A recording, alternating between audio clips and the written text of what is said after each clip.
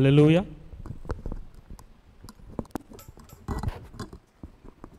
సుమధుర స్వరముల గానాలతో వేలాది దూతల గళములతో కొనియాడబడుచున్న నా యేసయ్యా, నీకే నా ఆరాధన.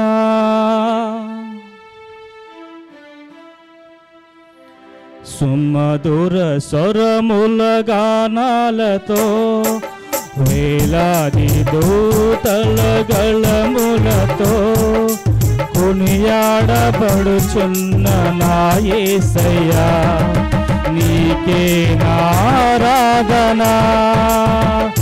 మహదానందమే నాలో పరవశమే నిన్ను స్తుతించిన ప్రతి క్షణం.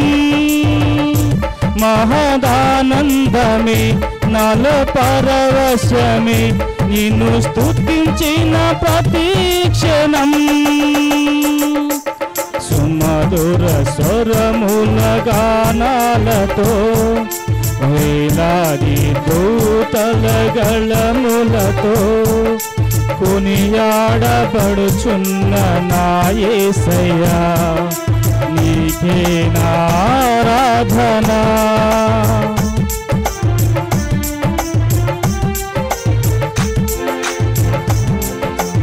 ఎడారి త్రోవలోనే నడచిన ఎరుగని మార్గములో నన్ను నడిపిన, నా ముందు నడచిన జయవీరుడా, నా విజయ సంకేతమా.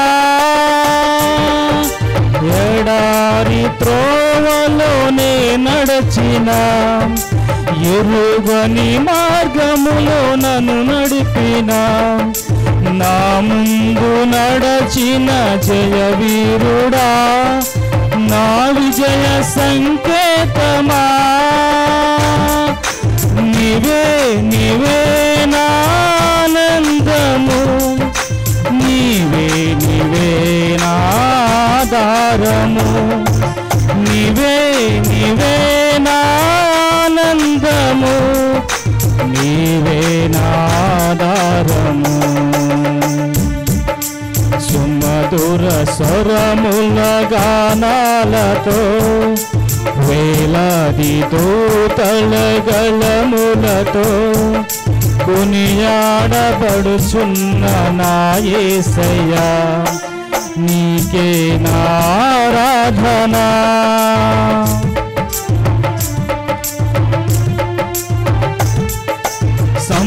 సంపూర్ణమైన నీ చిత్తమే అనుకూలమైన సంకల్పమే జరిగించుచున్నావు నన్ను విడువక, నా ధైర్యము నీవేగా.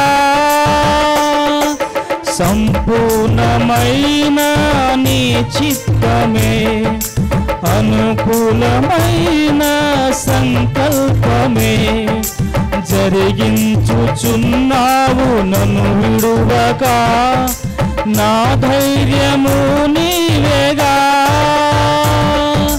నీవే నీవే నా జయ గీతము, నీవే నీవే నా స్తుతి గీతము, నీవే నీవే నా జయ గీతము, నీవే నా స్తుతి గీతము. సుమధుర స్వరముల గానాలతో వేలాది దూతల గళములతో కొనియాడబడుచున్న నా యేసయ్యా, నీకే నా ఆరాధన.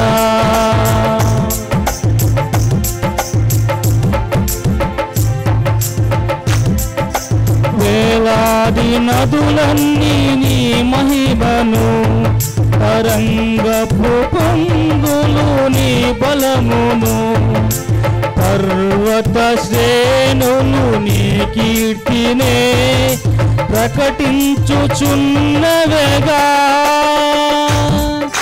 వేల వేలాది నదులన్నీ నీ మహిమను, తరంగపు పొంగులు నీ బలమును, పర్వత శ్రేణులు నీ కీర్తినే ప్రకటించుచున్నవేగా.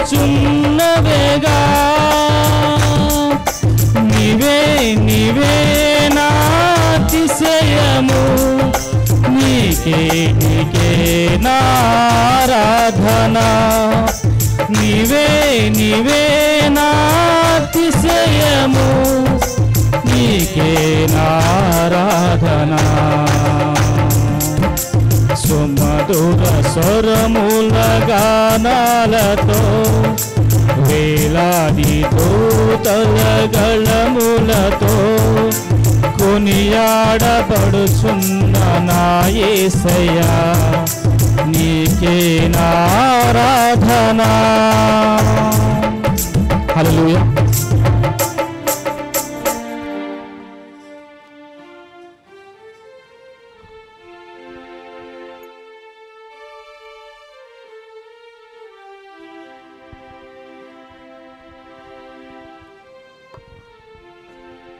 Hello, praise Lord. లెంటులోని 19వ దినముకు ఏర్పాటు చేయబడిన మార్కు సువార్త 5వ అధ్యాయము 13 నుంచి 17 వరకు భయభక్తులుగా చదువుగా విందుము.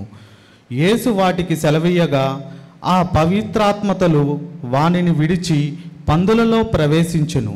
ప్రవేశింపగా ఇంచుమించు 2000 సంఖ్యగల ఆ మంద ప్రపాతము నుండి సముద్రపు దారి వడిగా పరిగెత్తుకుని పోయి సముద్రములలో పడి ఊపిరి తిరుగక చచ్చెను.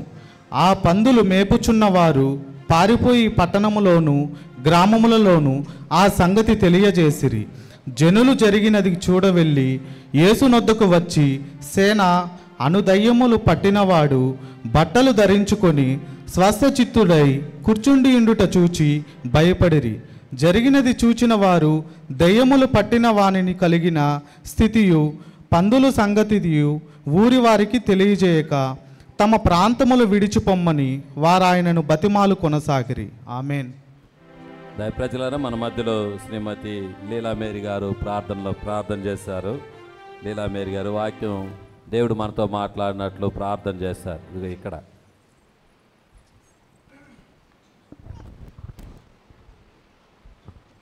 స్తోత్రం తండ్రి, స్తోత్రం తండ్రి, ప్రభువానికి వందనాలు, స్తోత్రం నైనా. ఇదిగో తండ్రి, సాయంత్రం వేళ నా తండ్రి, ఇదిగో నన్ను సన్నిధానంలోకి నన్ను నడిపించినందుకు నీకు వందనాలు, స్తోత్రములు నైనా. ఇదిగో నన్ను ఈ 40 దినాలు ఉపవాస ప్రార్థనలో తండ్రి ప్రతి ఒక్క బిడ్డను మీరు జ్ఞాపకం చేసుకోమని ప్రార్థిస్తున్నానైనా. ఇది వాక్యానుసారమైన జీవితాన్ని మాకు దయచేయండి తండ్రి.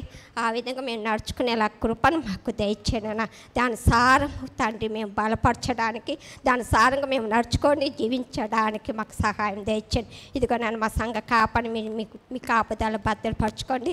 ఇదిగో నన్ను వాక్యం చెప్పే ప్రతి బిడ్డని నైనా జ్ఞాపకం చేసుకొని నీ రక్తకీర్తలు భద్రపరచుకోమని, ఇంకా నీ సత్యమైన వాక్యంతో ఆ బిడ్డ ద్వారా మాట్లాడి ఆ రీతిలో మేము నడుచుకోవడానికి కృప దయచేయమంటుంది. వచ్చిన ప్రతి ఒక్క బిడ్డని తండ్రి మీ కాపుదల దయచేయమని, ప్రతి ఒక్క బిడ్డని ఆశీర్వదించమని, రాని బిడ్డలు కూడా మీ సకాలకు నడిపించమని తండ్రి నన్ను ఈ ప్రార్థన తండ్రి యేసు పరిశుద్ధ నామములో ప్రార్థించి వేడుకున్నాం తండ్రి. ఆమేన్. దయప్రజలారా, మరి ఈరోజు యాక్చువల్గా మిస్టర్ కన్నలి వినోద్ కుమార్ గారు వాక్యం చెప్పాలి. వారి ప్రతికూలతను బట్టి మరి శ్రీమతి సింగమాల మౌనిక సతీష్ గారు అంగీకరించి రేపు కన్నలి వినోద్ గారు వాక్యం చెప్పేట్టుగా వారు నిర్ణయించుకున్నారు. మనం అందరం కలిసి కీర్తన సంఖ్య 354 యేసు నన్ను ప్రేమించినావు అనే కీర్తన పాడిన తర్వాత మిస్టర్ సింగమాల మౌనిక సతీష్ గారు వాక్యాన్ని అందించవలసిందిగా మనం చేస్తున్నాం. కీర్తన సంఖ్య 354.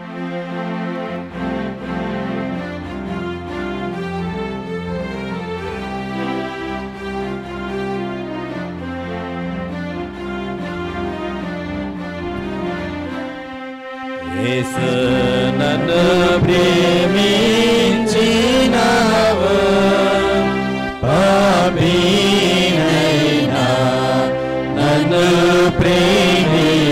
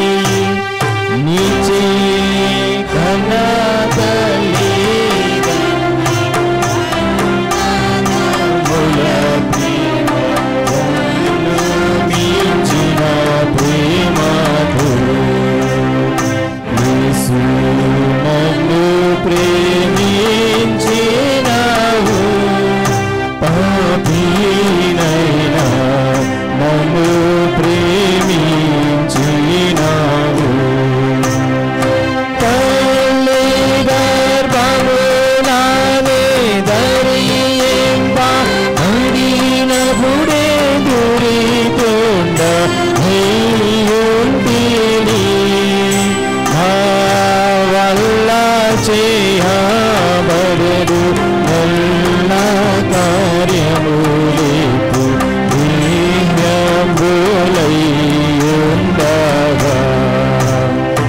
యేసు నన్ను ప్రేమించినావు పాపినైనా నన్ను ప్రేమించినావు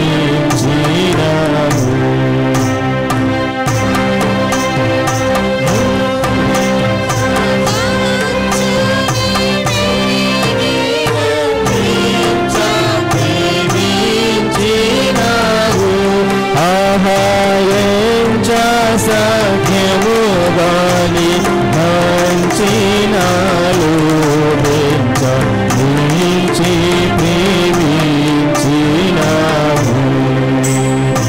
యేసు నన్ను ప్రేమించినావు పాపినైనా నన్ను ప్రేమించినావు నన్ను ప్రేమింపాలి నా కష్టము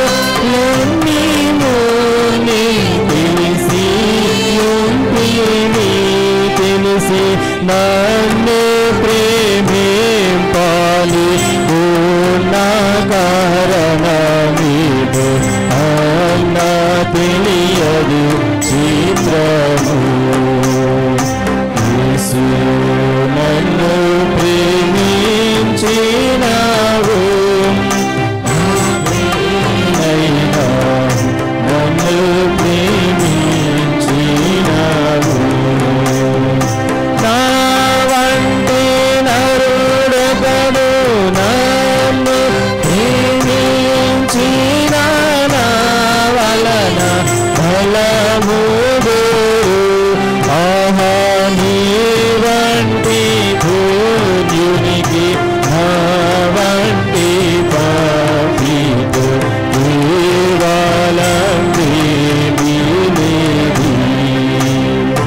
యేసు నన్ను ప్రేమించినావు పాపినైనా నన్ను ప్రేమించినావు.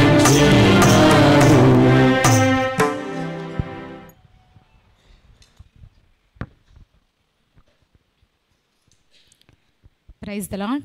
దేవునికి స్తోత్రం. ఈ 40 రోజుల ధ్యాన కాలంలో మా తండ్రి అల్పురాల్ని అయోగ్యురాల్ని మా తండ్రి యేసయ్య, ఈ 19వ రోజు మా తండ్రి యేసయ్య క్రీస్తుని నిరాకరించుట అనే అంశమును బోధించుటకు ఎటువంటి అర్హత లేని నన్ను మా తండ్రి యేసయ్య మీ ప్రియమైన బిడ్డనుగా చేర్చుకొని మా తండ్రి యేసయ్య వాక్యం చెప్పబోచుండగా మా తండ్రి యేసయ్య మీ ఆత్మతో నన్ను నింపమని వేడుకొంచున్నాం తండ్రి. ముఖ్యంగా మా తండ్రి యేసయ్య ఈ అవకాశాన్ని ఇచ్చిన మా తండ్రి యేసయ్య ఆ దేవాది దేవునికి, సంఘ కాపరి గారికి, సంఘం అంతటికి పేరు పేరు వందనాలు తెలియజేస్తున్నాను. నా తండ్రి యేసయ్య వాక్యం చెప్పబోచుండగా మా తండ్రి యేసయ్య మీ కృపతో మా తండ్రి యేసయ్య నన్ను నడిపించమని వేడుకుంటున్నాను నాయన. ప్రార్థించుకుందాం. స్తోత్రం స్తోత్రం స్తోత్రం స్తోత్రం మహాగణుడా పరిశుద్ధుడా, నీ ఘనమైన పాదాలకు స్తుతులు స్తోత్రాలు చెల్లించున్నాం తండ్రి. నిన్న నేడు నిరంతరం ఏకరీతి ఉన్న దేవా, నీకే కోటాను కోట్ల స్తుతులు స్తోత్రాలు చెల్లించున్నాం తండ్రి. ఎటువంటి అర్హత లేని నన్ను మా తండ్రి యేసయ్య నీ ప్రియమైన బిడ్డనుగా చేర్చుకొని మా తండ్రి యేసయ్య వాక్యం బోధించుటకు మీరు ఇచ్చిన కృపను బట్టి మీకే కోటాను కోట్ల స్తుతులు స్తోత్రాలు చెల్లిస్తున్నాం తండ్రి. మనైనా మా తండ్రి యేసయ్య ఈరోజు మా తండ్రి యేసయ్య వాక్య భాగమైన మా తండ్రి యేసయ్య ధ్యానాంశమైన క్రీస్తుని నిరాకరించుట అనే వాక్యమును బోధించుచుండగా మా తండ్రి యేసయ్య ఎటువంటి జ్ఞానము లేని దాన్ని నా తండ్రి యేసయ్య మీ జ్ఞానంతో నన్ను నడిపించమని వేడుకొంచున్నాం తండ్రి. మీ కృపతో నన్ను భద్రపరచమని వేడుకొంచున్నాం తండ్రి. నా నోటిని మీ బూరగా మార్చుకొని మా తండ్రి యేసయ్య సిలువ చాటును నన్ను మరుగుపరుచుకొని మా తండ్రి యేసయ్య విత్తబడుచున్న వాక్యం మా తండ్రి యేసయ్య మేము నిరాకరింపక మా తండ్రి యేసయ్య అనుసరించి మా తండ్రి ఆశీర్వదింపబడి వెళ్ళే జనంగా ఉండటం కావాల్సిన కృపను నాకు అనుగ్రహించమని వేడుకొంచున్నాం నాయన. మీ కృపలో మా తండ్రి యేసయ్య ఈ వాక్యం చెప్పినంతసేపు మా తండ్రి యేసయ్య మీ సిలువ చాటును నన్ను మరుగుపరుచుకోమని నీ కృపతో నన్ను నడిపించమని ఆది నుంచి అంతం వరకు తోడు నీడగా నడిపించమని మా ప్రభువును ప్రియరక్షకుడు నజరుడైన యేసు క్రీస్తు నామమున వేడుకొంచున్నాం పరమ తండ్రి. ఆమేన్. దేవునికి స్తోత్రం. నేటి ధ్యాన భాగం క్రీస్తుని నిరాకరించుట. ఈ ఈ టాపిక్ వినగానే నాకు చాలా భయం వేసిందండి ప్రిపేర్ అవ్వడానికి కూడా. ఒక్క నిమిషం నేను ఈ టాపిక్ని చెప్పలేను అనేసి డిసైడ్ చేసేసుకున్నాను. కానీ దేవుని చిత్తం ఏదైతే ఉందో, నాది అయితే టాపిక్ నేను ఎన్నుకున్న దానికి దీనికి పూర్తిగా ఆపోజిట్. ఆశీర్వదించుట అనే టాపిక్కి టోటల్ కాంట్రాస్ట్ ఇది, నిరాకరించుట అనేది. దీన్ని వినగానే నేను చెప్పలేనేమో అని చాలా భయం వేసింది. సంఘం ఎదుట ఆశీర్వాదాలకు సంబంధించినవి చెప్పడము అందరూ బాగా రిసీవ్ చేసుకుంటారు, కానీ నిరాకరించుట అనే మాట చెప్తే సంఘము చాలా వరకు రిజెక్ట్ చేస్తారు మనల్ని.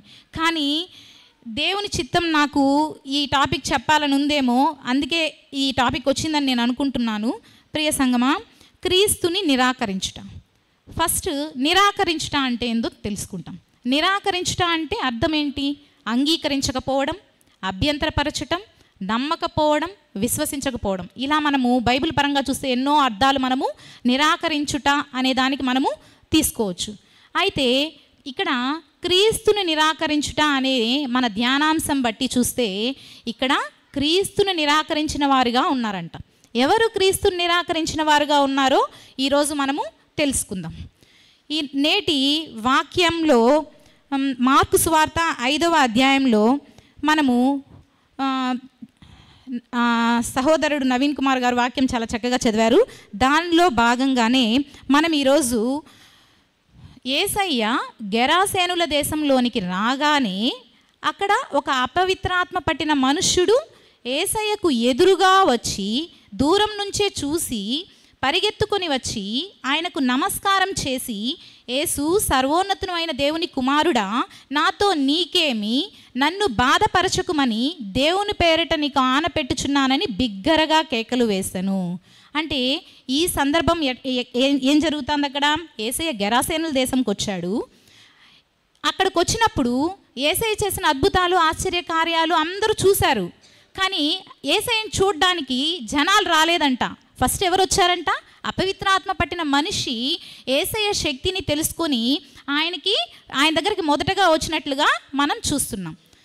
అతను రాగానే యేసయ్య ఏమంటున్నాడు?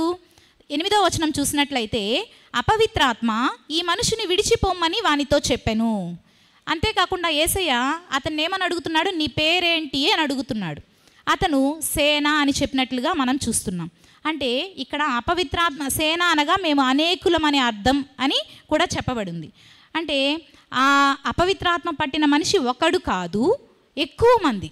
అనేకులంటే ఎక్కువ మంది. అంటే అక్కడ ఏం తెలుస్తుంది మనకి? ఆ అపవిత్రాత్మ పట్టిన మనిషి ఒకడు కాదు, అనేకులని తెలుస్తూ ఉంది. అతను అనేక మంది అంటే ఎక్కువ మంది ఉంటే యేసయ్య ఒకటే కదా అనేసి వాళ్ళు భయపడకుండా ఉండిండొచ్చు. కానీ సాతాను యేసయ్య మాటను అంగీకరిస్తున్నాడు, యేసయ్య మాటకు భయపడుతున్నాడు. కాబట్టి యేసయ్య దగ్గరికి సమాధుల్లో నుంచి అతనే వేగంగా పరిగెత్తుకొని వచ్చి నమస్కారం చేసి, సర్వోన్నతమైన దేవుని కుమారుడా అని యేసయ్యకు భయపడే వ్యక్తిగా మనం అక్కడ చూస్తున్నాం. అప్పుడు యేసయ్య ఏం చేశాడు? అపవిత్రాత్మ ఈ మనుషుల నుంచి పొమ్మని చెప్తున్నాడు. చెప్పినప్పుడు ఆ అపవిత్రాత్మ పట్టిన మనిషి ఏం చెప్తున్నాడు? యేసయ్యని ప్రాధేయపడుతున్నాడు, బతిమలాడుకుంటున్నాడు. ఏమని? ఈ ప్రాంతం నుంచి మమ్మల్ని తరమద్దు, అక్కడ కొండ దగ్గర పందుల గుంపు ఉంది, దానిలోకి మమ్మల్ని ప్రవేశపెట్టు అని చెప్పినట్లుగా మనం చూస్తున్నాం. అంటే అప్పుడు యేసయ్య అతని మాట ప్రకారమే అతని ఆ అపవిత్రాత్మలను అనగా ఆ దెయ్యాలను ఆ పందుల గుంపులోకి పంపించినట్టుగా చూస్తున్నాం. అంటే అలా పంపించినప్పుడంట దాదాపు ఎన్నంట 2000 మంది పందులు ఎప్పుడైతే ఆ అపవిత్రాత్మలు ఆ పందుల్లోనికి ప్రవేశించాయో ఇంచుమించు 2000 సంఖ్య గల ఆ పందుల గుంపు సముద్రానికి ఎదురుగా వెళ్ళి పరిగెత్తుకొని పోయి ఊపిరాడక చచ్చిపోయినట్లుగా మనము ఈ వాక్య భాగంలో చూస్తున్నాం. అంటే దీని ద్వారా మనం ఈ వాక్య భాగం ద్వారా మనం తెలుసుకోవాల్సింది ఏంటంటే, చదివిన వాక్య భాగంలో ఫస్ట్ యేసయ్య వచ్చాడు, తర్వాత ఎవరొచ్చారు? అపవిత్రాత్మ పట్టిన మనిషి వచ్చాడు. ఈ కార్యమంతా చూసిన వాళ్ళు, ఆ పందులు మేపుకునే వాళ్ళు ఆ కార్యమంతా చూసి ఇంకా ఊరంతా చెప్పేశారు. ఊరంతా చెప్పేసి ఎవరో ఒక మనిషి వచ్చాడు, ఇలాగా ఇవంతా చేశాడని చెప్పంగానే ఆ ఊరి జనాలు యేసయ్యని ఏమంటున్నారో చూద్దాం ఒక్కసారి. తమ ప్రాంతంలో 17వ వచనం చూసినట్లయితే 16వ వచనం చూస్తాం. జరిగినది చూచిన వారు దయ్యములు పట్టిన వానికి కలిగిన స్థితియు పందుల సంగతియు ఊరి వారికి తెలియజేయగా తమ ప్రాంతములు విడిచిపోమ్మని వారు ఆయన్ని బతిమాలు కొనసాగిరి. ఇంత అద్భుతం. జనాలు ఏమనుకోవాలి? ఆ అపవిత్రాత్మ పట్టిన వాన్ని ఎవ్వరు కంట్రోల్ చేయలేకపోయారంట. ఒకసారి మార్కు సువార్త 5వ అధ్యాయం 4వ వచనం చూసినట్లయితే, వాడు ఆ చేతి సంకెళ్ళను తెంపి, వాళ్ళు అతన్ని కంట్రోల్ చేయాలని అతని చేతికి కాళ్ళకి సంకెళ్ళు వేశారంట, బంధించారంట. ఆ చేతి సంకెళ్ళు తెంపి తుత్తునిలిగా అంటే వాటిని చిత్తుగా తెంపేసి ఎవ్వరు అతని కంట్రోల్ చేయలేకపోయారు, అంటే వాడిని సాధుపరచలేకపోయాను అని రాసింది. అటువంటి వ్యక్తి స్వస్థత పొందాడు అనేది వాళ్ళకి లేకుండా కేవలము ఆ పందులు వాళ్ళ జీవనాధారం పోయిందన్న బాధతో కోపంతో యేసయ్యని వాళ్ళ ప్రాంతం వదిలి పొమ్మన్నట్టుగా మనం చూస్తున్నాం. అంటే వాళ్ళు ఆ జనాలు ఎవరిని నిరాకరించినట్లుగా చూస్తున్నాం? క్రీస్తుని నిరాకరించినట్లుగా మనం చూస్తున్నాం. కాబట్టి ఇక్కడ మనము ఫస్ట్ తెలుసుకోవాల్సింది ఏంటంటే, సాతాను ఆ అపవిత్రాత్మ పట్టిన మనిషి యేసయ్య శక్తిని ఎరిగిన వాడై యేసయ్య మాటకు లోబడ్డాడు. అపవిత్రాత్మ పట్టిన వాడే యేసయ్య మాటకు లోబడ్డాడు. కానీ ఇంత అద్భుత ఆశ్చర్యకార్యం చూసిన జనాలు యేసయ్య మాటకు లోబడిన వారిగా ఉన్నారు, అంటే క్రీస్తుని నిరాకరించిన వారిగా ఉన్నారు. కాబట్టి దీన్ని బట్టి మనకేం తెలుస్తుందంటే, మనకంటే మన శక్తి మన శత్రువుకి ఎక్కువ తెలుసు. అవునా కదా అండి? మన శక్తి ఏందో మనం కొంచెం భయపడతాం, ఆలోచిస్తాం. కానీ మన శత్రువుకి మన శక్తి చాలా బాగా తెలుసు. అదేవిధంగానే ఇప్పుడు యేసయ్య శక్తి ఏంటో 2000 అపవిత్రాత్మలు కలిగిన వ్యక్తి 2000 సంఖ్య, ఇక్కడ యేసయ్య ఒక్కడే. అయినా కానీ యేసయ్య శక్తికి అతను భయపడిన వాడిగా, యేసయ్య శక్తిని అంగీకరించిన వాడిగా ఉన్నాడు. అయితే ఆ గెరాసేనుల దేశ ప్రాంత ప్రజలు మాత్రము యేసయ్యను వారి ఊరి వదిలి వెళ్ళిపోమ్మని బతిమాలుకుంటున్నారు. ఆ జనాలు మాత్రం క్రీస్తుని నిరాకరించిన వారిగా మనం చూస్తున్నాం. అయితే ఈ ప్రాంతం వాళ్ళే కాదు, ఇంకా చాలామందిని క్రీస్తుని నిరాకరించిన వారుగా ఉన్నారు. ఎవరెవరో మనం ఈరోజు తెలుసుకుంటాం. మార్కు సువార్త 3వ అధ్యాయం 1 నుంచి 2 వచనాలు చూసినట్లయితే, విశ్రాంతి దినం రోజు ఊచ చేయగలవాన్ని దేవుడు స్వస్థపరుస్తాడా లేదా అని పరిసయ్యులు సద్దుకీయులు ఆలోచించినప్పుడు యేసయ్య వారిని స్వస్థపరిచినట్లు చూస్తున్నాం. అదేవిధంగా నిన్నటి దినమున వాక్య ధ్యానాంశంలో శిష్యులు యేసయ్య సముద్రంలో ప్రయాణిస్తుండగా పెద్ద తుఫాను రేగి నీళ్ళంతా ఆ ధోనిలోకి వచ్చేసినప్పుడు శిష్యులు యేసయ్యను ఏమని అడుగుతున్నారు? బోధకుడా, మేము నశించిపోవచ్చున్నాము, నీకు చింత లేదా అని అడుగుతున్నారు. ఏమని అడుగుతున్నారండి? చింత లేదా అని అడుగుతున్నాడు. యేసయ్యతోనే ఉన్నారు కదా శిష్యులు, యేసయ్య చేసిన అద్భుతాలు ఆశ్చర్యకార్యాలు చూసిన వాళ్ళే కదా. అయినా కానీ యేసయ్య మనం చనిపోతామేమో అన్న భయంతో యేసయ్యని కూడా వాళ్ళు నమ్మలేకపోతున్నారు. అప్పుడు యేసయ్య శిష్యులను ఏమీ అనలేదు, కానీ గాలిని గద్దించగా నిమ్మలమాయెను అనుంది. అంటే యేసయ్య మాటకి ప్రకృతి లోబడుచున్నది, గాలి సముద్రము లోబడుచున్నదని నిన్నటి దినమున విన్నాము. అయితే ఈరోజు వాక్య భాగం ప్రకారం యేసయ్యకు ఏం లోబడిందండి? అపవిత్రాత్మలు లోబడ్డాయి. ఏవి లోబడ్డాయి? అపవిత్రాత్మలు లోబడ్డాయి. ఇప్పుడు ప్రకృతి లోబడింది, అపవిత్రాత్మ పట్టిన మనుషుడు లోబడ్డాడు. కానీ యేసయ్య మనల్ని ఆయన పోలిక చొప్పున సృజించిన మనము యేసయ్యను నిరాకరించేవారిగా ఉన్నాం. ఎలా అయితే గెరాసేనుల ప్రాంత ప్రజలు యేసయ్యను నిరాకరించారో మనం కూడా యేసయ్యను నిరాకరించే జనాంగంగా ఉన్నాం. ఒకసారి చూద్దామండి. మొదటిగా తన ఇంటి వారి చేత క్రీస్తు నిరాకరించబడ్డాడు. ఫస్ట్ ఎవరి చేత నిరాకరించబడ్డాడండి? యేసయ్య తన ఇంటి వారి చేత. యేసయ్య 30 సంవత్సరాలు తన తల్లిదండ్రులతో ఉన్నారు. 3.5 సంవత్సరం తన సేవా జీవితంలో ఆయన ఫస్ట్ ఎన్నో అద్భుతాలు ఆశ్చర్య కార్యాలు చేసినప్పుడు ఆయన చేసిన కార్యాలన్నింటినీ చూసిన తమ ఇంటి వారు, ఒకసారి చదువుకుందాం. మార్కు సువార్త 3వ అధ్యాయం 21వ వచనం చూసినట్లయితే, ఆయన ఇంటి వారు సంగతి విని ఆయనకు మతి చలించి ఉన్నదని చెప్పి ఆయన్ని పట్టుకొనబోయిరి. చూసారా అండి? అంటే మంచి కార్యం చేసినా కూడా ఏమంటున్నారు తన ఇంటి వారు? అతనికి మతి చెలించింది, అంటే అతనికి మతి చెలించింది అని చెప్తున్నారు. ఇంకా ఆ ఊరి వాళ్ళు ఏం చెప్తున్నారో చూద్దాం. మార్కు 6:3-5 వచనాలు చూసినట్లయితే, ఇతడు యాకోబు, యోసే, యూదా, సీమోను అను వారి సహోదరుడగు వడ్లవాడు కాడా? ఇతని సోదరీమణులందరూ మనతో ఉన్నవారు కారా అని చెప్పుకొనుచు ఆయన విషయమై అభ్యంతరపడిరి. చూసారా అండి, తన ఇంటి వారు అభ్యంతరపరుస్తున్నారు, ఇంకా తన ఊరి వారు అభ్యంతరపరుస్తున్నారు. ఇంతమంది అభ్యంతరపరిచినప్పటికీ యేసయ్య తను వచ్చిన పని మాత్రము చేయకుండా ఉండలేడు. మనమందరం నిరాకరించాం, ఇంటివారు నిరాకరించారు, తమ ఊరి వారు నిరాకరించారు, కానీ యేసయ్య వచ్చిన కార్యాన్ని చేయకుండా ఏ రోజు ఆపలేదు. ఆయన ఏం చేశాడు? అక్కడ మార్కు సువార్త 5వ అధ్యాయం 5వ వచనంలో చూస్తే కొద్దిమంది రోగులను స్వస్థపరిచినట్లుగా చూస్తున్నాం. కానీ యేసయ్యకు కూడా బాధే, తన ఇంటి వారు నమ్మలేదే, తన ఊరి వాళ్ళు నమ్మలేదే అని యేసయ్యకు కూడా చాలా బాధ ఉంది. అయినా కానీ అక్కడున్న రోగులను స్వస్థపరిచినట్లుగా మనం చూస్తున్నాం. ఇదే విధంగా మనము పాత నిబంధన గ్రంథంలో చూసినట్లయితే న్యాయాధిపతుల గ్రంథంలో 11వ అధ్యాయంలో యెఫ్తా అనే న్యాయాధిపతి గురించి తెలుసుకుందాం ప్రియమైన వారలారా. యెఫ్తా గిలాదు కొడుకు యెఫ్తా. ఈయన పరాక్రమం గల బలాఢ్యుడు. ఈయన ఎవరండి? పరాక్రమం గల బలాఢ్యుడు. అయితే ఈ యెఫ్తా ఎవరంటే ఒక వేశ్య కుమారుడు.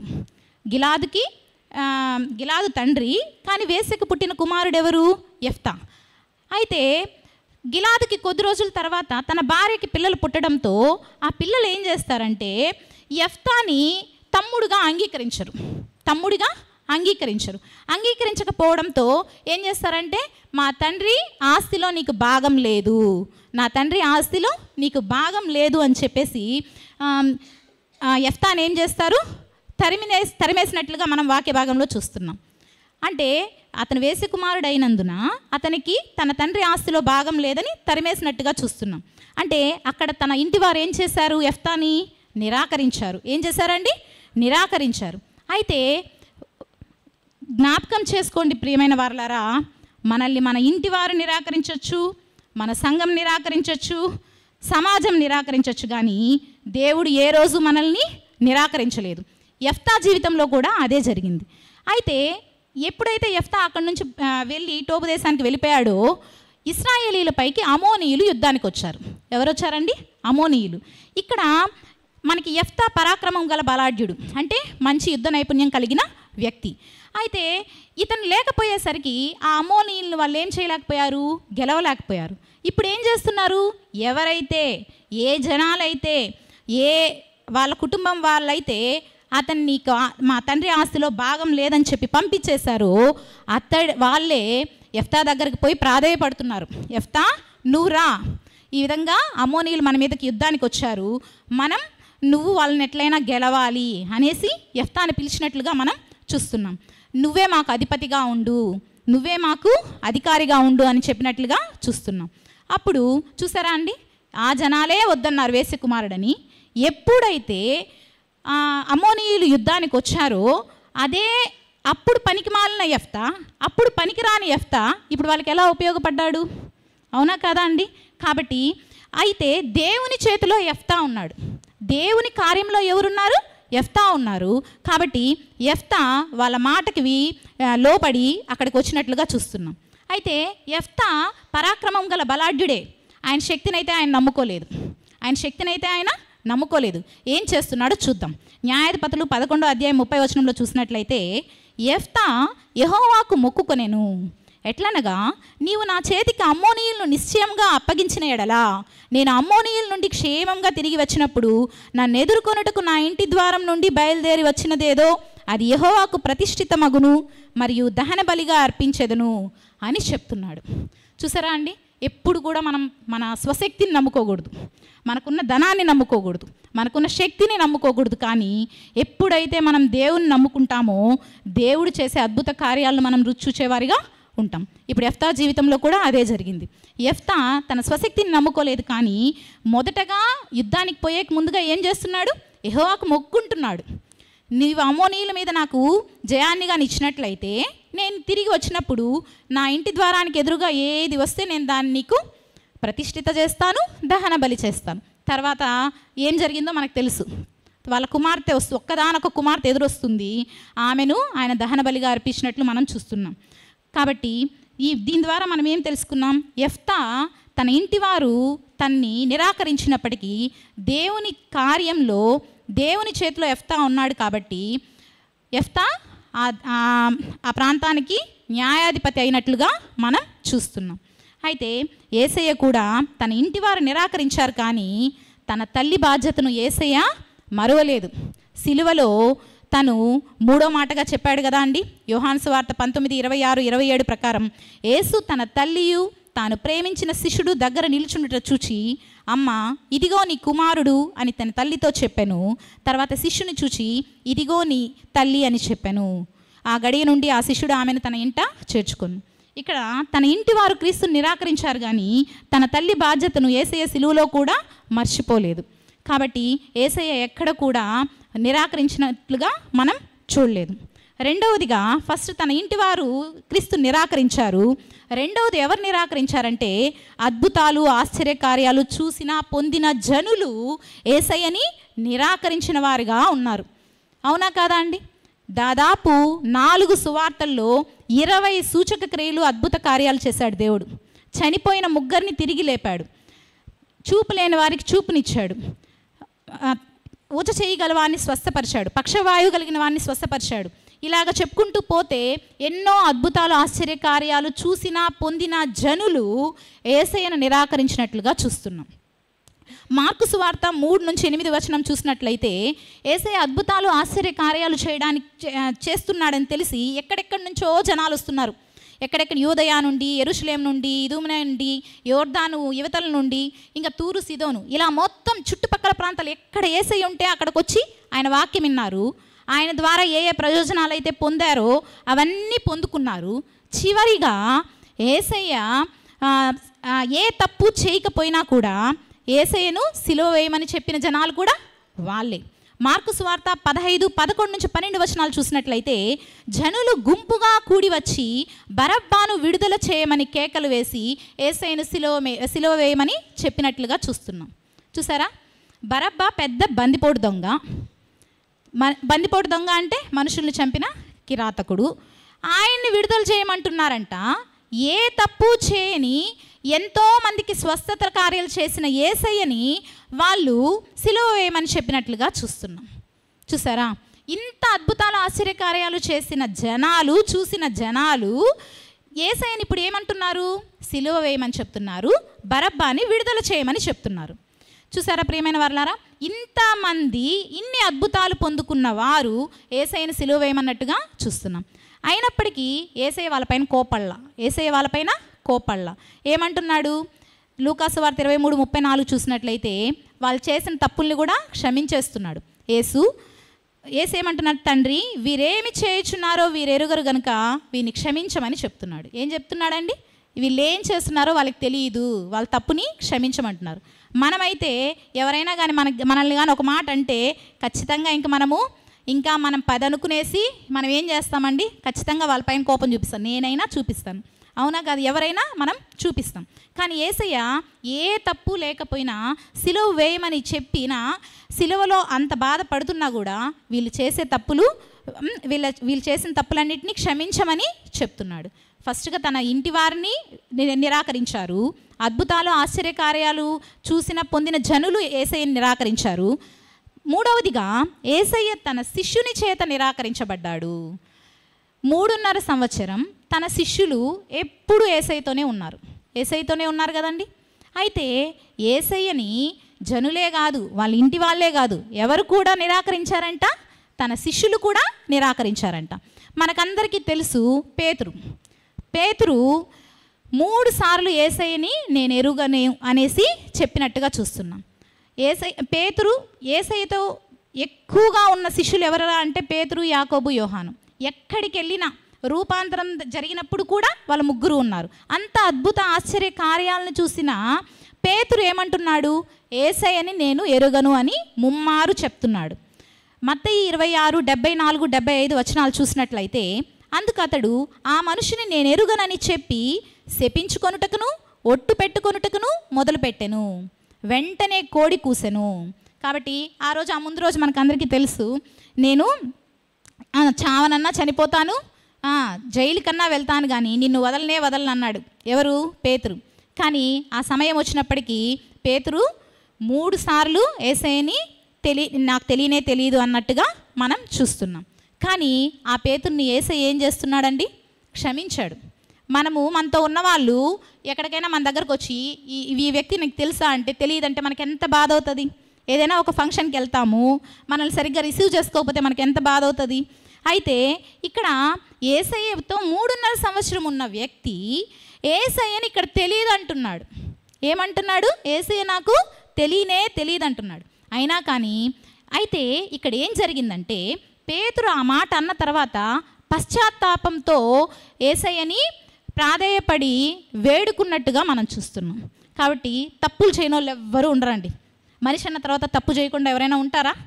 దేవుడే అన్నాడు, ఇక్కడ ఎవరైనా తప్పు చేయకుండా ఉన్నారా? అతను వాళ్ళ మీద రాయి వేయమని చెప్తారు కదండి. కాబట్టి ఇక్కడ ఉన్న ప్రతి ఒక్కరం తప్పు చేసిన వాళ్ళమే. కానీ పశ్చాత్తాపడి మనము మారు మనసు పొందాలి. పొందకపోతే మనం చేసిన తప్పుని మనము ఎప్పటికీ దేవుడు కూడా క్షమించడు. అయితే ఇక్కడ పేతురు విషయంలో కూడా అదే జరిగింది. ఆయన పశ్చాత్తాప పొందాడు కాబట్టి యేసయ్య ఆయన క్షమించి ఏమంటున్నాడో చూద్దాం. మత్తయి 16:18-19 వచనాలు చూసినట్లయితే, మరియు నీవు పేతురువు, ఈ బండ మీద నా సంఘమును కట్టుదును, పాతాళలోక ద్వారములు దాని ఎదుట నిలవనేరవని నేను నీతో చెప్పుచున్నాను. పరలోక రాజ్యం యొక్క తాళపు చెవులు నీకు ఇచ్చేదను. నీవు భూలోకమందు దేన్ని బంధించుదువో అది పరలోకమందును బంధింపబడును, భూలోకమందు దేన్ని విప్పుదువో అది పరలోకమందును విప్పబడనని అతనితో చెప్పెను. చూసారా అండి? అసలు యేసయ్యే తెలియదు అన్నాడు పేతురు, కానీ యేసయ్యకి ఎంత గొప్ప ఆధిక్యత ఇస్తున్నాడు క్రీస్తు. అక్కడ యేసయ్య తన శిష్యుని నిరాకరించినాడా? నిరాకరించలేదు. ఏం చేస్తున్నాడు? పేతురు అనే మాటకు అర్థం బండ కదండి. ఆ బండ మీద నా సంఘాన్ని కడతానంటున్నాడు. ఇంకా ఏమిస్తా అన్నాడు? ఆయనకి అధికారం ఇస్తా అన్నాడు. పరలోక రాజ్యం యొక్క తాళపు చెవులు ఆయనకి ఇస్తానన్నాడు. ఇంకా భూలోకమందు ఆయన ఏ కార్యం చేస్తే దానన్నిటికీ అంగీకరిస్తా అన్నాడు. నువ్వు దేన్నైతే బంధిస్తావో అది బంధించబడుతుంది, దేన్నైతే నువ్వు విప్పుతావో అది విప్పబడుతుంది అన్న గొప్ప అధికారం. అంటే ఈ లోకం మీద యేసయ్య తర్వాత అంత గొప్ప అధికారము ఎవరికి ఇచ్చాడండి? పేతురుకి ఇచ్చినట్లుగా మనం చూస్తున్నాం. అయితే యేసయ్య ఇక్కడ కూడా తన శిష్యుడిని నిరాకరించలేదు. ఇంకా యేసయ్య తిరిగి లేచిన తర్వాత తోమా తిరిగి లేచినప్పుడు యేసయ్య మళ్ళీ ఆ శిష్యులకు ప్రత్యక్షమవుతాడు. అయితే ఆ సందర్భంలో ఎవరు ఉండరండి? తోమా ఉండడు. తోమా ఏం చేస్తాడు? యేసయ్య తిరిగి వచ్చాడంటే, తిరిగి లేచాడంటే నమ్మాడా? నమ్మలేదు. ఏమన్నాడు? యేసయ్య గాయంలో నేను చెయ్యి పెడితే తప్ప నేను నమ్మను. ఏమన్నాడు? యేసయ్య గాయంలో నేను చెయ్యి పెడితే తప్ప నేను నమ్మను అని అన్నాడు. అయితే అప్పుడు ఆ మాటకి అప్పుడు ఏమంటారు? చూసి నమ్మిన వారికంటే చూడకుండా నమ్మిన వారు ధన్యులు. అవునా కదా అండి? మనమందరం కూడా యేసయ్యని ఎవరు చూసామా ఇక్కడ ఉండే వాళ్ళు ఎవరైనా? కానీ ఆయన్ని మనము చూడకుండానే విశ్వసిస్తున్నాం, నమ్ముతున్నాం. కాబట్టి మనమందరం కూడా ధన్యులమే. అయితే దీన్ని బట్టి చూసినట్లయితే యేసయ్య తన శిష్యులు ఆయన నిరాకరించినా కూడా యేసయ్య వాళ్ళ శిష్యుల్ని కూడా నిరాకరించినట్లుగా లేదు. ఇంకా యేసయ్య తన్ను తానే రిక్తునిగా చేసుకున్నాడు. తన ఇంటి వారు నిరాకరించారు, కానీ తన తల్లి బాధ్యతను మరవలేదు. తన జనాలు అతన్ని నిరాకరించారు, యేసయ్య నిరాకరించారు. కానీ ఆయన ఏం చేస్తున్నాడండి? శిష్యులు చేసిన జనాలు చేసిన తప్పుల్ని కూడా వాళ్ళ తప్పులన్నిటిని ఏం చేస్తున్నాడు? క్షమించేస్తున్నాడు. ఇంకా తన శిష్యులు నిరాకరించారు, కానీ శిష్యులకి ఈ లోకం మీద అధికారం ఇచ్చాడు. ఈ లోకం అంటే అదే మన దేవుని బిడ్డలుగా మారుటకు, స్వస్థతలు ఇచ్చుటకు, వాటన్నిటిపైన ఆయనకు అధికారం ఇచ్చినట్లుగా చూస్తున్నాం. ఇంకా యేసయ్య తన్ను తానే రిక్తునిగా చేసుకున్నాడు. అంటే ఆయనే ఏం చేసుకున్నాడండి? తగ్గించుకునేశాడు. ఎంతగా?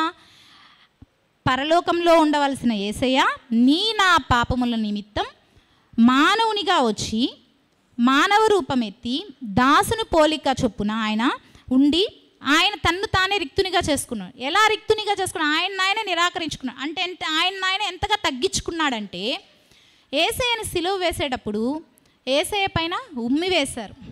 ఒకటి తక్కువ 40 కొరడా దెబ్బలు కొట్టారు. ఇంకా ఆయన్ని గుద్దారు. ఇంకా ఆయన వస్త్రాలను చింపారు. ఇన్ని కార్యాలు చేస్తూ ఉన్నా కూడా యేసయ్య ఒక్క మాట కూడా అనట్లేదు. ఎందుకు అన్ని శ్రమలను పడాలి యేసయ్య? యేసయ్య చేసిన తప్పేంటి? మనం తప్పులు చేస్తాం, మనం పాపాలు చేస్తాం, మన పాపముల నిమిత్తము యేసయ్య తన్ను తానే రిక్తునిగా చేసుకుని ఉన్నాడు, తన్ను తానే తగ్గించుకున్నవాడుగా ఉన్నాడు. అలా చేయకపోతే మనకి రక్షణ లేదు, అలా చేయకపోతే మనకి రక్షణ లేదు. కాబట్టి యేసయ్య కుటుంబం వాళ్ళే కాదు, జనాలే కాదు, శిష్యులే కాదు, ఆయనే కూడా తగ్గించుకున్నవాడిగా ఉన్నాడు. ఇంత చేసింది ఎందుకండి యేసయ్య? నా పాపముల నిమిత్తం కాదా? ఇంకా కూడా మనము అధికారం కోసమో డబ్బు కోసమో ఒకరినొకరు దూషించుకుంటూ మాట్లాడుకోవడం వల్ల మనము యేసయ్యను పోలి నడుచుకునే వారిగా అయితే ఉండం. యేసయ్య ఇంత చేయడం కూడా వ్యర్థమే మనకి. కాబట్టి ప్రియమైన వాళ్ళారా, సంఘంలో కూడా ఇంట్లో కూడా అందరికీ సమస్యలు ఉంటాయండి, ఉండవా? భార్యకి భర్తకి గొడవ ఉంటుంది, పిల్లలతో తల్లిదండ్రులకు గొడవలు ఉంటాయి, అయినా కానీ కలిసిపోతామా లేదా? కానీ సంఘంలో కూడా అలాగే ఉంటాయి. అయితే మనం ఏం చేయాలి? ఒకరినొకరు ఎవరో ఒకరు తగ్గిపోవాలి. తగ్గిపోతే కానీ మనము యేసయ్య ప్రేమను చూపించేవారిగా ఉండం. కాబట్టి ప్రియమైన వాళ్ళారా, మనము యేసయ్య మన కోసము తన్ను తానే నిరాకరించుకున్నవాడిగా ఉన్నాడు. ఇంత ప్రేమ చూపించిన యేసయ్యను మనం కూడా నిరాకరిస్తున్నాం. తన స్వహస్తాలతో నిర్మించిన మనుషులు ప్రతి చిన్న విషయంలో ఏదొక్కటి జరగకపోయినా మనం ఫస్ట్ ఎవరిని దూషిస్తామండి? దేవుడు నాకు ఇది చేయలేదు, దేవుడు నాకు అది చేయలేదు అని ఫస్ట్ మనం ఎవరిని నిరాకరిస్తామండి? దేవుడిని నిరాకరిస్తాం. జాబ్ రాలేదంటే దేవుడు నాకు లేదు, ఇంకా ఆరోగ్యం బాగాలేదంటే దేవుడు నాకు మంచిగా ఆరోగ్యమే లేదు. తప్పండి. ఇక్కడ మనము వాక్య భాగంలో చూసుకున్నట్లయితే మన బాధలకి మన కష్టాలకి దేవుడు ఎప్పుడు మనల్ని బాధించాలని అనుకోవట్లేదంట. ఒకసారి చూద్దాం. యాకోబు 1:13-14 చూసినట్లయితే, యాకోబు పత్రిక 1:13-14 చూసినట్లయితే, దేవుడు కీడు విషయమై శోధింపబడనేరడు, ఆయన ఎవరిని శోధింపడు. దేవుడంట ఎవరిని శోధింపడంట. కనుక ఎవడైనను శోధింపబడినప్పుడు నేను దేవుని చేత శోధింపబడుచున్నానని అనకూడదు. మనకి ఏదైనా శోధన వచ్చిందా, బాధ వచ్చిందా, కష్టం వచ్చిందా, దేవుడు నన్ను కష్టపెట్టాడన్న మాట మన నోట్లో నుంచి అంట రాకూడదంట. ప్రతి వాడును తన స్వకీయమైన దురాశ చేత ఏడ్వబడి మరులు కొల్పబడిన వాడై శోధింపబడును. ప్రతి ఒక్కరూ బాధపడుతున్నారా? అది మన స్వకీయమైన దురాశ చేత, అంటే మన స్వతహాగా చేసిన పాపాల చేత, తప్పుల చేత మనం శోధింపబడుతున్నామే. కానీ అంట యేసయ్య దేవుడు ఎప్పుడూ మనల్ని శోధింపడంట.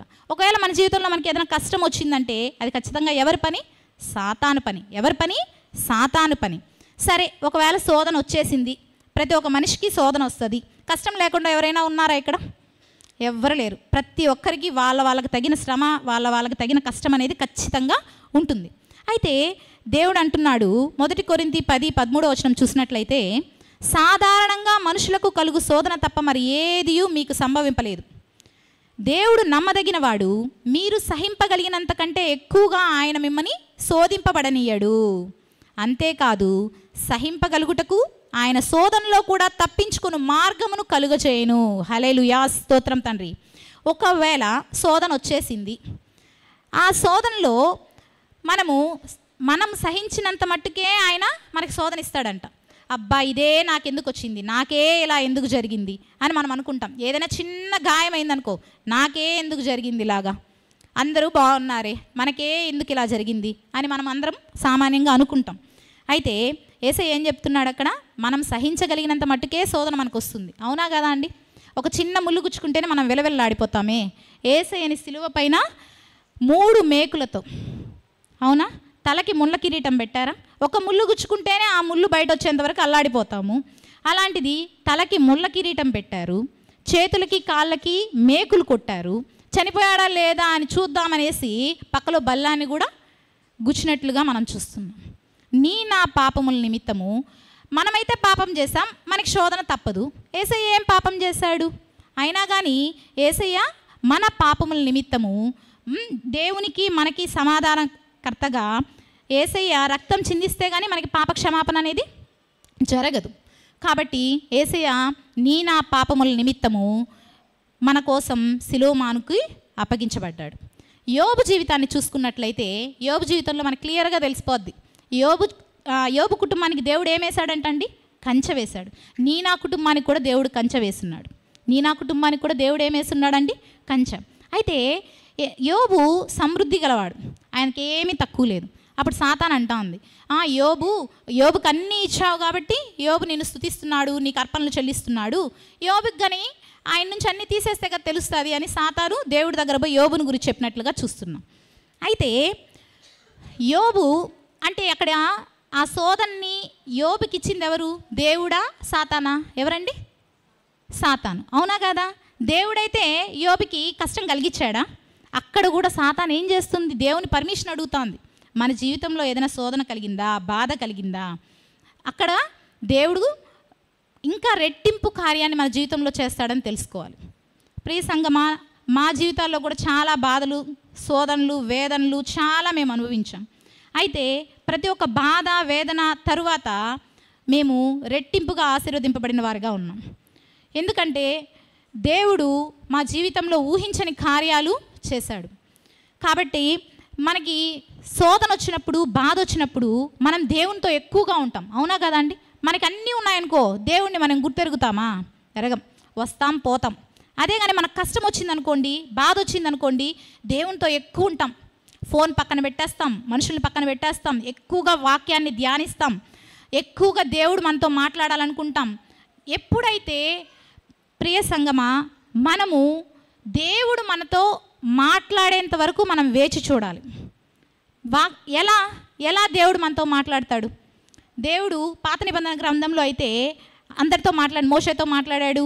అవునా కదా అండి? అందరితో మాట్లాడాడు. దేవుడు మనతో ఎలా మాట్లాడతాడు? డైరెక్ట్గా అయితే మాట్లాడు, కానీ వాక్యం ద్వారా మనల్ని హెచ్చరిస్తాడు. ఎట్లా? ఇప్పుడు వాక్యం చదువుతాం, వాక్యం చదివేసి అంతే ప్రేయర్ చేసేసుకుంటాం, క్లోజ్ చేసేస్తాం. అవునా కదండి? ఎవరైనా అంతే, వాక్యం చదువుతాం, ప్రేయర్ చేసేసుకుంటాం, అయిపోయిందనేస్తాం. వాక్యం చదివిన తర్వాత దేవుడు ఆ వాక్యం ద్వారా మనతో ఏం మాట్లాడుతున్నాడు అనేది కానీ మనం ధ్యానించినట్లయితే అప్పుడు దేవుడు మనతో మాట్లాడతాడు. అప్పుడు మన జీవితంలో కార్యాలు జరుగుతాయి. అప్పుడు మనం యేసయ్యని, నిజమైన యేసయ్యని మనము ఎరిగిన వారిగా ఉంటాం. కాబట్టి మనము యేసయ్యతో మాట్లాడే అనుభవాన్ని కూడా మనము కలిగి ఉండాలి. అయితే మనం చిన్న శోధన వచ్చినప్పుడు మనము ఫస్ట్ ఎవరిని నిరాకరిస్తున్నామండి? దేవుణ్ణి నిరాకరిస్తున్నాం. అయితే యోబు జీవితంలో కూడా చాలా కష్టం వచ్చింది. ఒకే రోజు సమస్తాన్ని కోల్పోయాడు యోబు. అవునా కదా అండి? తన బిడ్డల్ని కోల్పోయాడు, సంపదని కోల్పోయాడు, మొత్తం సర్వం కోల్పోయాడు. అయితే కోల్పోయినప్పుడు వాళ్ళ భార్య ఏమంటుందో చూద్దాం ఒకసారి. యోబు 2వ అధ్యాయం 8-9 వచనాలు చూసినట్లయితే యోబు వాళ్ళ భార్య యోబుతో ఏమంటుంది? యథార్థత వదలవా, దేవుని దూషించి మరణము కమ్మనెను. ఏమంటుంది? ఇంకా నువ్వు యథార్థంగానే ఉంటావా? దేవుడు దేవుడు అని పట్టుకొని ఉంటావా? దేవుని దూషించి చచ్చిపో అంటుంది. ఆయన బాధ చూడలేక ఎవరిని దూషించమంటుంది? దేవుణ్ణి దూషించి చచ్చిపో అంటుంది వాళ్ళ భర్తని. అవునా కదా అండి? అయితే దానికి యోబు ఏమన్నాడో మనకు అందరికీ తెలుసు.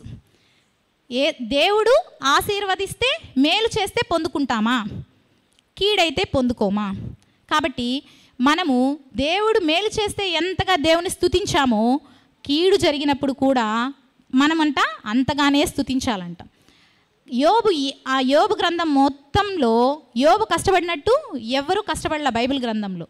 అయితే ఆయన ఎప్పుడు కూడా దేవుణ్ణి నిందించినట్టుగా, ఒక మాట అన్నట్టుగా మనము చూడలేదు. కాబట్టే యోబుని దేవుడు రెండింతలుగా ఆశీర్వదించాడు. ఎంతగా ఆశీర్వదించాడండి? రెండంతలుగా ఆశీర్వదించాడు. కాబట్టి తన స్వహస్తాలతో నిర్మించిన మనము ప్రతి చిన్న విషయంలోనూ దేవుడు నాకు ఈ కార్యం చేయలేదు అని మనం నిందించకూడదు.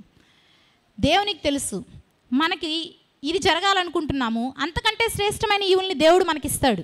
కాబట్టి ఆ కార్యం జరగలేదేమో అనుకోవాలి. ఇంకా మేలు జరిగినప్పుడు స్తుతించడం కాదు, కానీ కీడులో స్తుతించినప్పుడే మనకి ఇంకా అద్భుత ఆశ్చర్యకార్యాలు జరుగుతాయండి. నాకు యాక్సిడెంట్ అయినప్పుడు నా దగ్గరకు వచ్చి నేను ఫస్ట్ నేను దేవుణ్ణి సరిగ్గా నమ్ముకున్న తర్వాత జరిగిన వ్యత్యాసం చెప్తానండి. ఫస్ట్ మా పెళ్ళైన కొత్తల్లో బైక్ నుంచి పడిపోయినాను, చెయ్యి ఇరిగింది. అప్పుడు నేను అంతగా దేవుడిలో బలపడలేదు. కాబట్టి నేనేమనుకున్నాను తెలుసా? అందరూ బాగున్నారే, నాకే ఎందుకు ఇలా జరిగింది, నాకే ఎందుకు ఇలా ఇరిగింది అని నేను అనుకున్నా. సరే, అప్పుడు నాకు ఇంత మనకి తెలియదు దేవుడు చేసే కార్యాలు. తర్వాత 2019లో నాకు ఒక యాక్సిడెంట్ అయింది. అయినప్పుడు నాకు ఒకరు చెప్పారు, ఏమనంటే మనకి ఇలా జరిగింది ఏంటి అని అనకూడదంట. మనం ఏం చేయాలంట, స్తుతించాలంట. నేను ఒక్కటే అనుకున్నా, యేసయ్య నాకైతే యాక్సిడెంట్ జరిగింది, సర్జరీ అంటున్నారు, కానీ నాకైతే సర్జరీ జరగకూడదు అని ప్రతిరోజు నమ్ముతారో నమ్మరో అండి. అప్పుడు కనీసం నేను కూర్చోలేను. అప్పుడు స్త్రీల సమాజంలో నాకు కరెక్ట్గా ఏదొచ్చిందంటే యోబు గ్రంథం వచ్చిందండి. క్విజ్ రాసేటప్పుడు ఏమొచ్చిందండి, యోబు గ్రంథం వచ్చింది. ఆ యోబు గ్రంథం చదివినప్పుడు నాకు అనిపించింది, యోబుతో పోలిస్తే అంత కష్టమైతే నాకు రాలా. అవునా కాదా అండి? కాబట్టి మనం స్తుతించాలంట. ఎప్పుడైతే బాధలో వేదనలో మనం దేవుణ్ణి స్తుతిస్తామో దేవుడు మనకి కార్యాలు చేస్తాడు. ఎందుకంటే అందరి ముందు చేసే ప్రార్థన వేరు. అవునా కదా అండి? మనం అందరి ముందు చేసే ప్రార్థన ఎలా ఉంటుంది, అందరూ చూస్తున్నారని దేవుని ఎక్కువగా స్తుతిస్తాం, మహింపరుస్తాం. ఆ ప్రార్థన దేవునికి చేరదు. ఒంటరిగా మనము దేవుని సన్నిధిలో ఎప్పుడైనా సరే ఒంటరిగా రూమ్లో మనం ఒక్కరమే దేవునితో చేస్తాం చూడండి ప్రార్థన, ఆ ప్రార్థన ఖచ్చితంగా దేవుడు వింటాడు. కాబట్టి నా ప్రార్థన మనుషుల మెప్పును కోరాలనుకోకూడదు, కానీ దేవుని మెప్పును కోరేవాళ్ళుగా ఉండాలి. ప్రియ సంగమా, అయితే ఇంతమంది చేత నిరాకరింపబడిన క్రీస్తు ఒక్కడే. అవునా కదా అండి? అందరూ నిరాకరించారు. ఇంటి వారు నిరాకరించారు, జనులు నిరాకరించారు, శిష్యులు నిరాకరించారు. ఆయనే తానే తగ్గించుకున్నాడు. ఆ తర్వాత వచ్చేసి మనందరినీ ఆయన పోలిక చొప్పున సృజించిన మనం కూడా ప్రతి ఒక్క చిన్న విషయంలో యేసుని నిరాకరిస్తున్నాం. అయినప్పటికీ ఆయన మనల్ని నిరాకరించలేదు. ఆయన కానీ మనల్ని నిరాకరించినట్లయితే మనకి ఈరోజు రక్షణ ఉంటుందా? ఉండదు. ఈరోజు మనం అందరం ఇలాగ కూర్చొని వాక్యం వినేవాళ్ళమా? లేదు. అయితే అందరి చేత నిరాకరింపబడిన ఆ క్రీస్తు ఒక్కడే 2 కొయ్యలపై, అడ్డు నిలువు కొయ్యలపై, నిలువు కొయ్య మనిషికి దేవునికి గల సంబంధాన్ని, అడ్డు కొయ్య మనిషికి గల సంబంధాన్ని చూపిస్తూ యేసయ్య ఒక్కడే 2 కొయ్యలపై ఆ రాత్రే యేసయ్య 3 చోట్ల ఎక్కడెక్కడికి తిరిగాడండి? ప్రధాన యాజకుడి దగ్గరికి వెళ్ళాడు, తర్వాత న్యాయాధిపతి దగ్గరికి వెళ్ళాడు, రాజు దగ్గరికి వెళ్ళాడు. 3 దగ్గర తీర్పులను అనుభవించిన వాడై ఇంకా యేసయ్య ఒక్కడే 2 కొయ్యలపై 3 తీర్పులను అనుభవించి తన వస్త్రాన్ని సైనికులు 4 భాగాలుగా చేసి పంచుకున్నారంట. కనీసము ఆయన ఒంటి మీద ఏం కూడా ఉండలేదండి, వస్త్రం కూడా ఉంచలేదు. ఆయన వస్త్రాన్ని 4 భాగాలుగా చేసి వాళ్ళు పంచుకున్నారంట. ఇక ఆయన ఒక్కడే 2 కొయ్యలపై 3 తీర్పులను అనుభవించి ఆయన వస్త్రాన్ని 4 భాగాలుగా చేసుకున్నను శిలువపై 5 గాయాలు పొందాడు. ఎన్ని గాయాలు పొందాడండి? 5 గాయాలు. ముళ్ళ కిరీటం, ఈ 2 చేతులకి 2 మేకులు, కాలికి 1 మేకు, పక్కలో బల్లం, 5 గాయాలను పొంది కూడా శిలువలో 6 గంటలు మ్రానుపై ఉన్నాడు. ఎన్ని గంటలు ఉన్నాడండి? 6 గంటలు. ఉదయం 9 గంటల నుంచి మధ్యాహ్నం 3 గంటల వరకు యేసయ్య ఆ ఎర్రటి ఎండలో శిలువ మానుపై. మనము స్కూల్ నుంచి వచ్చే లోపలే ఆ ఎండే మనం తట్టుకోలేం. అవునా కదా? కానీ ఆ ఎర్రటి ఎండలో యేసయ్య శిలువ పైన తన శరీరం మొత్తం రక్తం, గాయాలు, అది తలుచుకుంటేనే మనకి గగురుపాటు అవుతుంది. అవునా కదా అండి? 6 గంటలు మానుపై ఉన్నాడు. ఉండి మనం మారాలని, అప్పటికి మనం ఏమైనా మారామా? మారకే కదా సిలువ వేసినాం. కాబట్టి మనం మారాలని సిలువలో 7 మాటలు మాట్లాడి నా పాపముల నిమిత్తం చేయబడిన, చేస్తూ ఉన్న, చేయబోయే పాపాల నిమిత్తం కూడా తన చివరి రక్త బిందువు కార్చి నన్ను రక్షణలోకి తెచ్చుకున్నాడు. ప్రియ సంగమా, యేసయ్య ఆ నిరాకరింపబడిన క్రీస్తే ఆ 2 కొయ్యలపై 3 తీర్పులను అనుభవించి తన వస్త్రాన్ని 4 భాగాలుగా చేసి పంచుకున్నను 5 గాయములు పొంది 6 గంటలు సిలువలో ఉండి నా పాపముల నిమిత్తం ఇంకైనా మారుతామేమో అన్న ఉద్దేశంతో 7 మాటలను పలికాడు. ప్రతి ఒక్క మాట మనకు సంబంధించింది. అవునా కదా ప్రియమైన సంగమా? పలికి నన్ను రక్షణలోకి తెచ్చుకున్నాడు. ఇంత ప్రయాసపడిన క్రీస్తుని మనము ఇంకన్నా శోధింపక క్రీస్తుని పోలి నడుచుకునే వారిగా ఉండాలని, మన జీవితం అందరికీ ఆశీర్వాదకరంగా ఉండాలని కోరుకుంటున్నాను. Praise the Lord. స్తోత్రం తండ్రి. చిన్న ప్రార్థన. స్తోత్రం స్తోత్రం స్తోత్రం తండ్రి యేసయ్య, ఈ చిన్న వాక్యాన్ని మా తండ్రి యేసయ్య దీవించండి నాయన. మా తండ్రి యేసయ్య ఏదైనా తప్పులు చెప్పి ఉంటే నా తండ్రి యేసయ్య నన్ను మన్నించమని వేడుకొంచున్నాం తండ్రి. నీ కృప చెప్పున మా తండ్రి యేసయ్య నన్ను నడిపించిన విధానం కొరకు మీకే కోటాను కోట్ల స్తుతులు స్తోత్రాలు చెల్లించున్నాం తండ్రి. ఇంకైనా మేము మిమ్మల్ని నిరాకరింపక అంగీకరించి మీ నుంచి ఆశీర్వాదాలు పొందుకునే బిడ్డలుగా ఉండటం కోసం కృపను మాకును మా సంఘానికి అనుగ్రహించమని వేడుకొంచున్నాం తండ్రి. మీ కృప కాపుదల క్షేమం భద్రత ఎల్లప్పుడూ మా పైన ఉంచమని, అడిగినవి అడగమర్చినవి ఆలకించి దయచేయమని మా ప్రభువును ప్రేరణ నజరేడైన యేసుక్రీస్తు నామమున వేడుకొంచున్నాం పరమ తండ్రి. ఆమేన్.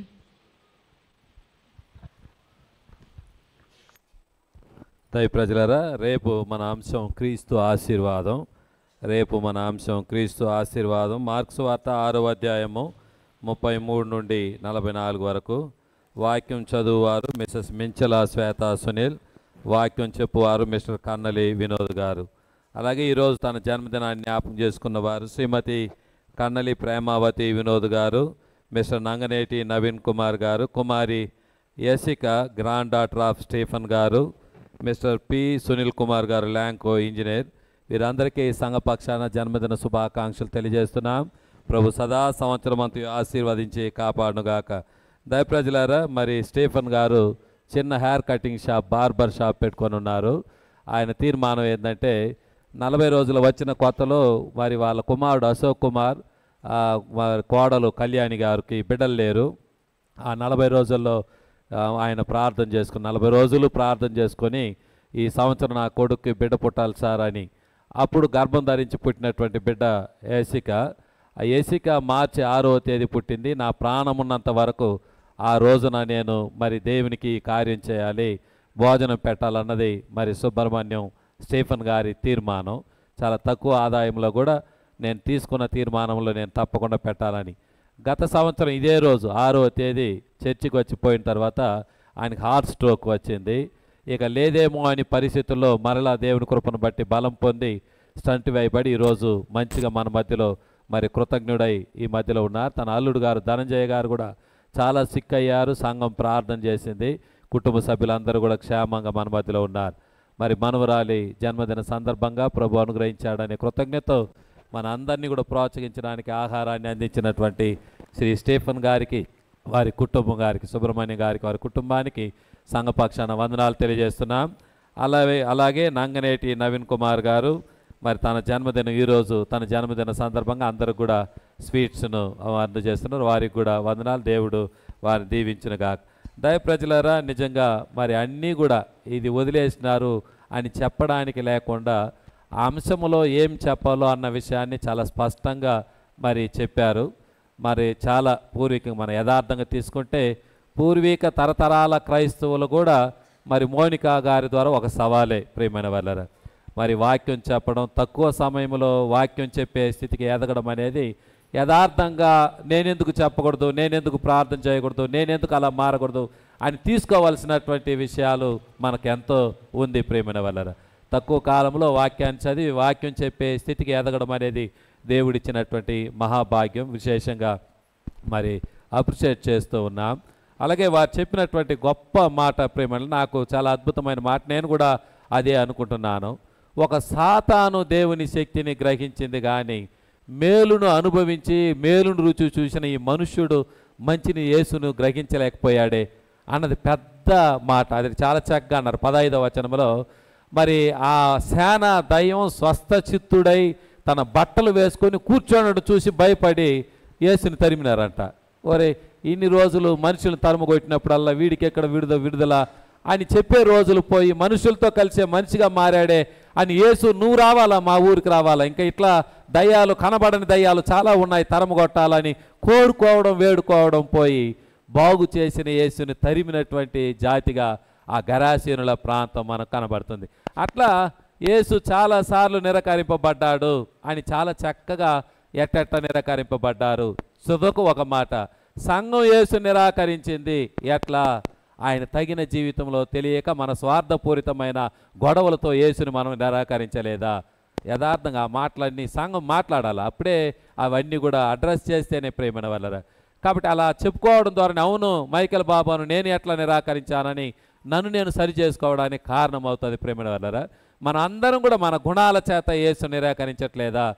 చాలాసారి బరొకసారి అద్భుతమైన రీతిలో ఎట్లా యేసు నిరాకరింపబడ్డారు, ఎవరు నిరాకరించారన్న సత్యాన్ని వివరించినటువంటి శ్రీమతి మోనిక గారికి సంఘపక్షాన వందనాలు. దేవుడు మేలు మేలు దీవించాలి. చివరికి ఒక ప్రశ్నతో మనం ప్రార్థన చేసుకుందాం.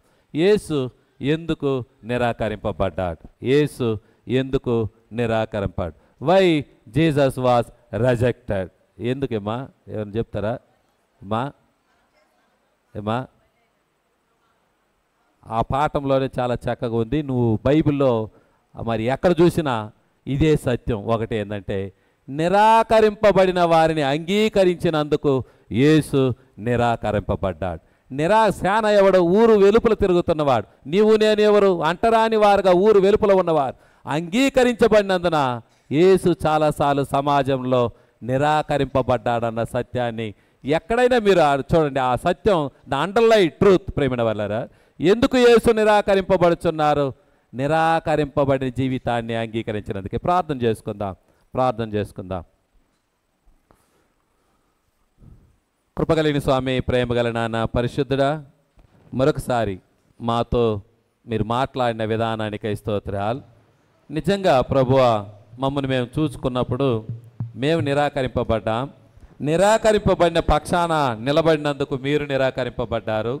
నిరాకరింపబడిన జీవితం కొరకై, మా జీవితం కొరకు పాపం చేత, పలువురు చేత దోషులై, ధర్మ ప్రకారం, మతం ప్రకారం త్రోసివేయబడిన మా జీవితానికి పరిశుద్ధులుగా మార్చడానికి, పొగడబడే జీవితాన్ని ఇవ్వడానికి, పాప పరిహారం చెల్లించి నీతో చేర్చుకోవడానికి నిరాకరించబడిన మా జీవితాన్ని అంగీకరించి పాపులైన మమ్మల్ని చేరదీసిన గొప్ప దేవుడా, ఇంకా కూడా మిమ్మల్ని నిరాకరిస్తున్నామని మేము మా క్రియల చేత, మా మాటల చేత ప్రభువా, మేము సాతాను కంటే, శానా దయ్యము కంటే ఘోరమైనటువంటి స్వభావం గలవారమని నీ ఎదుట ఒప్పుకొనుచున్నాము నాయన.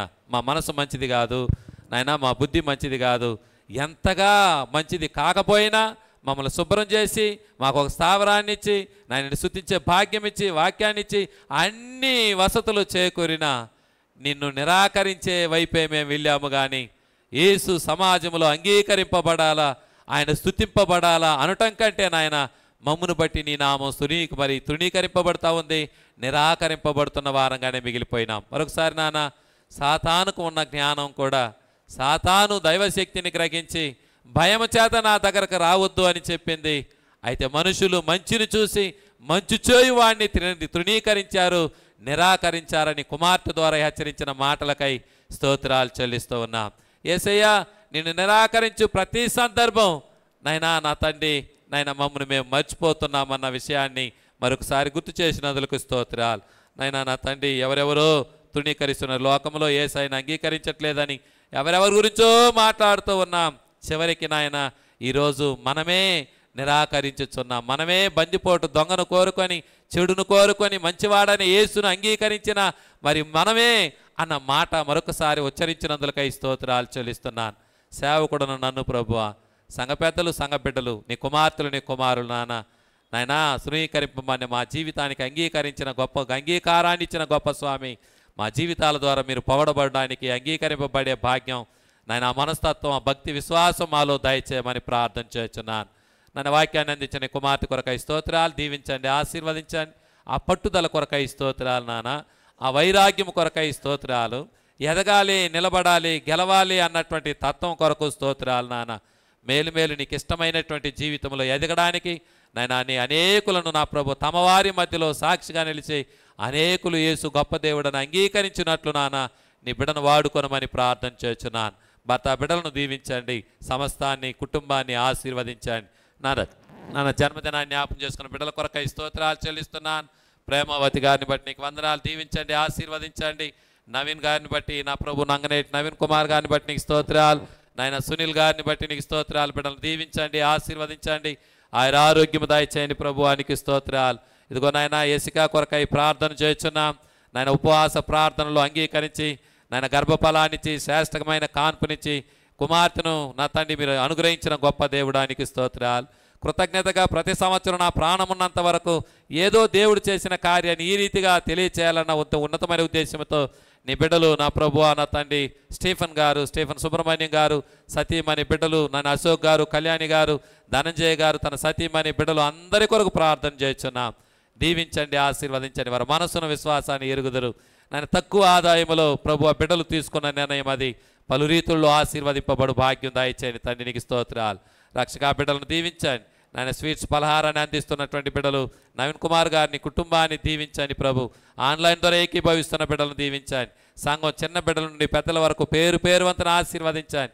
ప్రతిదినము నాయన వ్యక్తిగతంగా నాతో దేవుడు మాట్లాడుతున్నాడు అని నీ మాటలను స్వీకరించి ప్రభువా మమ్మల్ని మేము సరి చేసుకుంటూ నీ వైపు తిరుగునట్లు ఈ 40 రోజులు కూడా ఉపయోగపడిందని ఒక శ్రేష్టమైన సంఘంగా ప్రభువా, ఓ అద్భుతమైన సాక్షి సమూహంగా ఈ సంఘం దినదినానికి మారునట్లు మీరు అందించుచున్న మాటలను బట్టి నీ స్తోత్రాలు.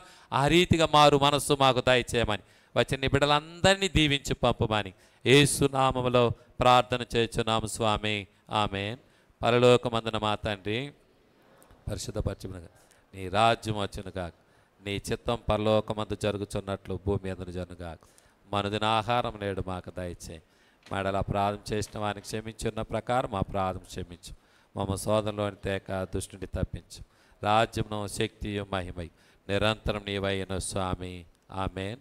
మన తండ్రి అయిన దేవుని యొక్క ప్రేమ, ప్రభువైన యేసు క్రీస్తు యొక్క కృప, పరిశుద్ధాత్మిక అన్యోన్య సహవాసం కూడి వచ్చిన మీ అందరికీ ఆన్లైన్ ద్వారా ఏకీభవిస్తున్న బిడ్డలకు సదా తోడుండి ఆశీర్వదించి కాపాడునుగాక. ఆమేన్.